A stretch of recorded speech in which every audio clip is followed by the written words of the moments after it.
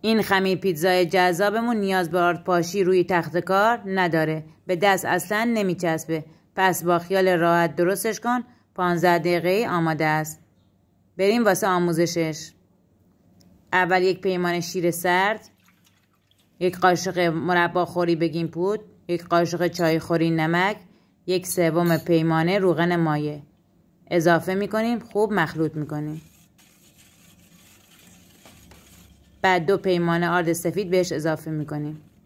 اینجا هم مواد خوب هم میزنیم. همزن رو میذاریم کنار. با دست موادمون رو مخلوط میکنیم. یه نصف استکان واسه من آرد ریختم. یکم خمیر من چسبناک شده بود. شما حواستون باشه به خمیرتون آرد زیادی نزنید که سفت بشه. به همین راحتی خمیرمون آماده است. 15 دقیقه استراحت میدیم. بعد مواد پیتزا رو میریزیم روشو. اینم خمیرمون آماده است. اگه تا اینجا اومدی از این ویدیو خوشت اومد اون لایک رو بزن. پیج منم فالو کن. ممنونم از نگاه زیباتون.